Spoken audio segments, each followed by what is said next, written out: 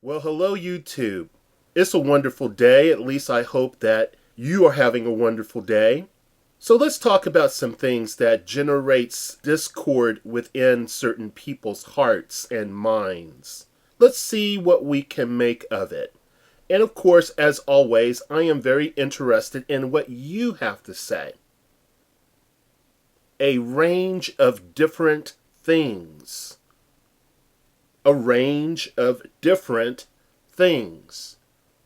How harmless is that? It is funny how racial nationalists and some angry people do not see the benefit of diversity. They cling to the inside group as a shield.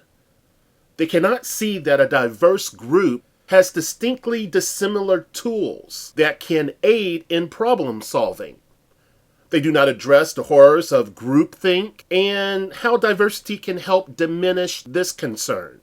It is true that Westerners have been conditioned to react to various words: peace, war, American dream, and lastly, diversity. For many, it generates a mindless response. There are no societal remedies that provides resistance from inherent human flaws. It is not a magic pill that helps restore deviations from externally constructed conditions which is deemed to be healthy. Integration, assimilation, and diversity will never solve the problems people have due to the faith invested in racial belief systems. Its validity stands a snowball chance in hell with one who refuses to see its merits.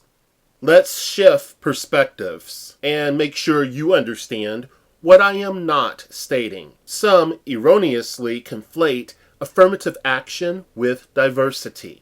I'm not going to, and I'm not doing so now. We also are not speaking of the differences between equality of opportunity and equality of outcome. Equality of opportunity is the idea that everyone should have approximately identical opportunities and is opposed to caste hierarchy. This concept does not tolerate arbitrary obstacles. So, if a person's abilities fit the goal and their values motivates them to achieve it, then the best person will advance. Equality of outcome is when guaranteed outcome, fair shares for all is required.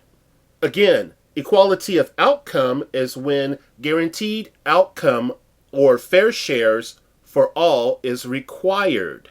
It is inevitable this will restrict individual liberty, for these required fair shares will demand that those who earned, honestly or not, their outcome will have to be sacrificed or regulated by an outside force, government, to apportion anew equal shares.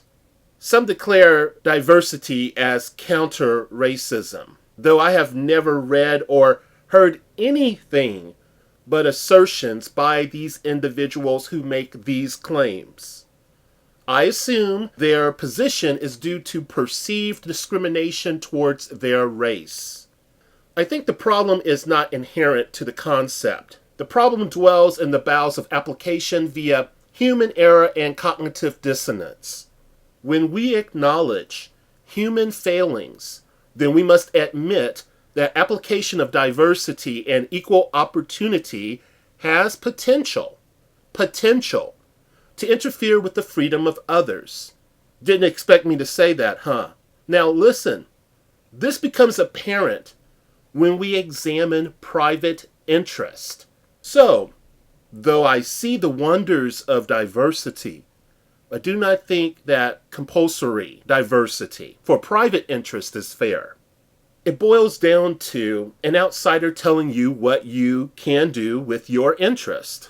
Nor do I favor forced diversity, for it does not generate authenticity.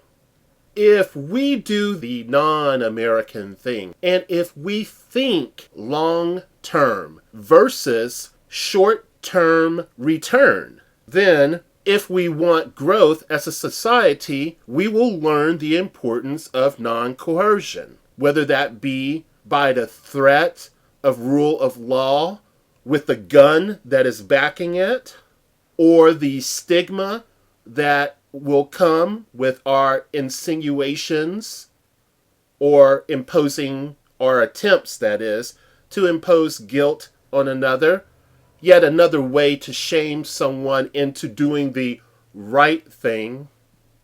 So think about that. Unfortunately, we are saddled with the challenge of what is overall the best for our society. Those whose vision is impaired via hate or cognitive dissonance has no seat where clear and balanced thinking is required. There is one benefit that diversity has that I think should never be squandered away. Diversity adds to the potential of furthering personal growth, potential, and crafting a healthy society by route of diminishing polarization. Again, we're speaking about potential.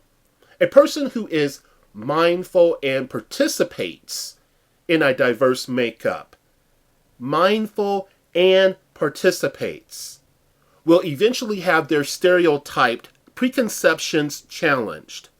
This, of course, is not an assurance of growth. If a person wants to continue to be subjected to flawed thinking, then it is their right, and their worldview will survive. Now, diversity reinforces the reality that the world is a composite of various groups, not solely one concentration of people, or ideas, or worldviews. So, this provides an opportunity for people to communicate effectively with each other, with others of varied backgrounds. If embraced, it will expand their scope of reference. It rebels against singularity, and I'm not speaking about singularity of purpose here. I'm speaking about conformity and losing all that makes you a unique individual. So, again, it rebels against singularity, for it allows us to see it is perfectly okay to acknowledge and cherish group and individual differences, as well as similarities. Since we do not have a machine that I know of that allows us the ability to gain insight into the potential degree of variety from within, we have to depend on sound thinking. It is stupid to assume we will achieve diversity superficially by selecting a variety of bodies with different phenotypical traits. There is no insurance that one will amass individuals who have highly varied personal experience and highly varied ideas. So, more attention to internal personal makeup appears to generate greater overall diversity. The question becomes, are we really concerned with diversity of essence or diversity of body and cultural attributes? Perceived cultural attributes, many which are nothing but stereotypical ideas which we have accepted, which may or may not provide the variety desired. Thank you for listening.